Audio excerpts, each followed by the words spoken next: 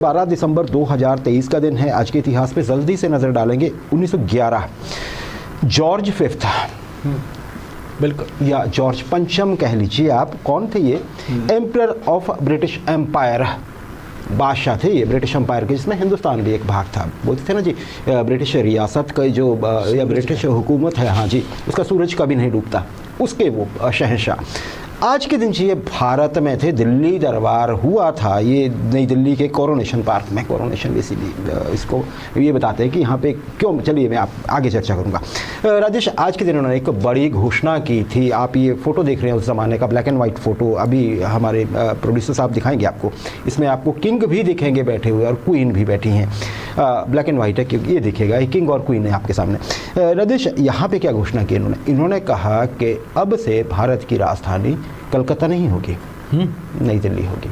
आज के दिन ये घोषणा की थी और सम्राट स्वयं आए थे और उन्होंने दिल्ली में जो दरबार लगा था उसमें पूरे ब्रिटिश, आप ये कहिए कि जितने भी अधिकारी थे वायसराय समेत, और उसके अतिरिक्त गवर्नर जनरल समेत, और उसके अतिरिक्त जितने भी बाकी जो राजा महाराजा थे या भारतीय नेता थे, सब लोग यहाँ पे जुटे हुए थे। राजेश, वैसे आपके रिकॉर्ड के लिए बता देता हूँ, मुझे स्टूडेंट है खासकर, इतिहास में 3 बार दिल्ली दरबार हुआ है एक तरह से देखा जाए तो। 1877 में हुआ है जब क्वीन विक्टोरिया को अनाउंस किया गया था भारत की साम्राज्य।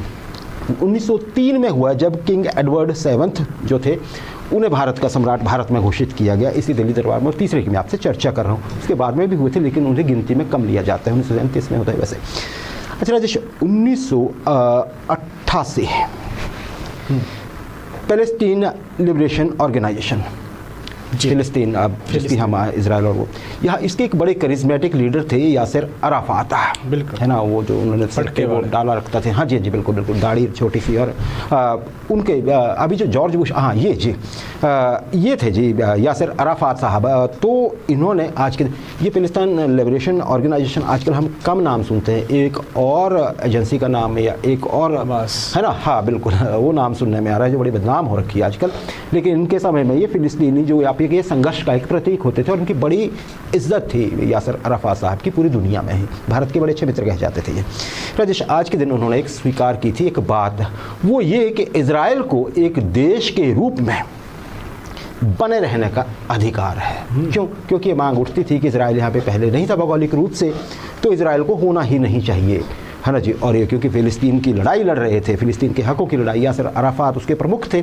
जब उन्होंने ये बात बोली तो उस बात को वजन मिला इजराइल की बात, हालांकि आजकल वो संघर्ष कुछ और तरह का चला हुआ है। अच्छा जी, वर्ष 2000 की बात है जी। यूनाइटेड नेशन जो सुप्रीम कोर्ट है, यूनाइटेड स्टेट का जो सुप्रीम कोर्ट है, एपेक्स कोर्ट है अमेरिका का, जिसे हम अमेरिका बोलते हैं, संयुक्त राज्य अमेरिका, उसके सुप्रीम कोर्ट ने एक ऐसी गाइडलाइन या ऐसा डिसीजन दिया जिसके बाद एक बहुत बड़ा विवाद हमेशा के लिए शांत हो गया। और ये डिसीजन क्या था? जैसे एक राज्य है फ्लोरिडा, अमेरिका का बड़ा राज्य है, बाकी जगह गिनती हो चुकी थी और फ्लोरिडा पे ये चला हुआ था कि फ्लोरिडा के वोट जो हैं वो जिस तरफ जाएंगे वो उस तरफ वो वोट जो हैं, सिर्फ इस राज्य के वोट जो है राष्ट्रपति को जिता देंगे। बहुत कम अंतर से फैसला हुआ और अंतर में फैसला ये हुआ कि जो आपके डेमोक्रेटिक उम्मीदवार थे अल गोर, वो पिछड़ गए हैं किससे?